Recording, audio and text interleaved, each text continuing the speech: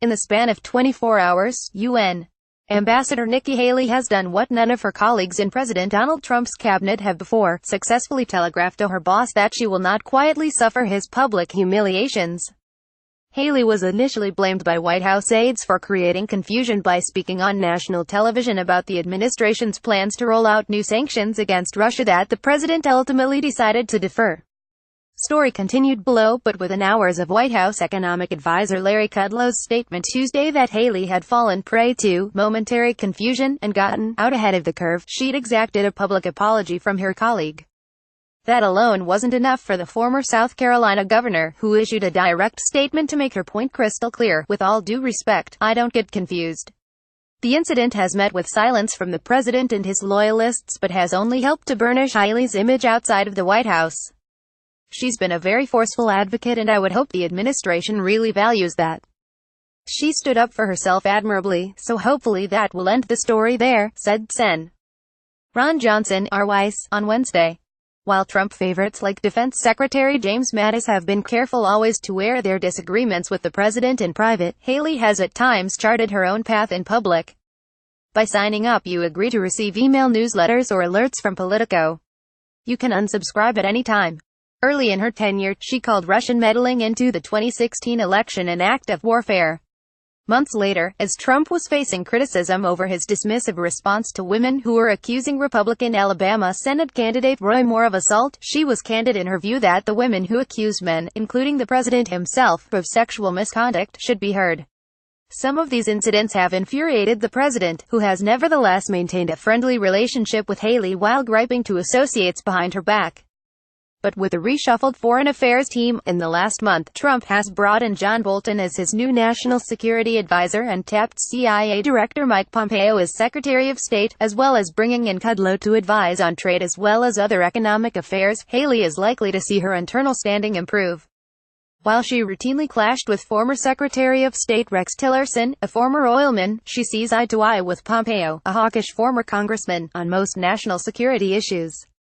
She established a working relationship with Bolton, himself a former UN ambassador under President George W. Bush, who helped prepare her for her confirmation hearings in late 2016, and has echoed his criticisms of the organization.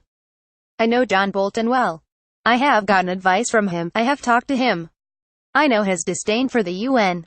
I share it, Haley told students at Duke University earlier this month, a remark Bolton relayed gleefully to associates.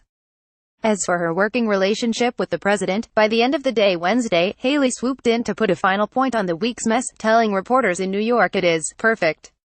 From the outset of the administration, Haley has been one of its most visible spokesmen on foreign affairs, outshining the media-shy Rex Tillerson and now, with Mike Pompeo awaiting Senate confirmation, serving as Trump's de facto Secretary of State.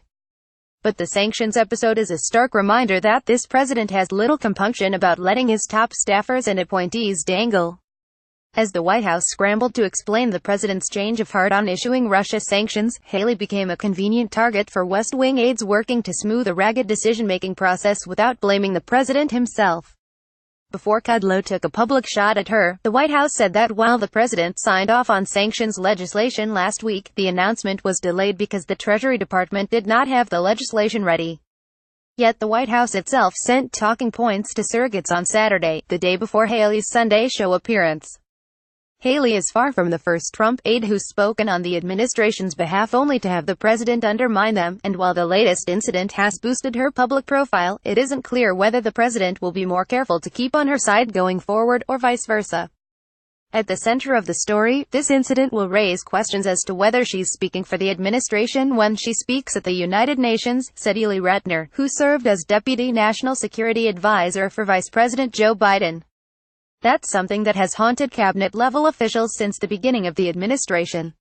Indeed, after Tillerson announced in December that he was seeking talks with the North Korean government, Trump torpedoed the idea, dismissing it as a waste of time. Then, in March, Tillerson, traveling overseas, said that the U.S.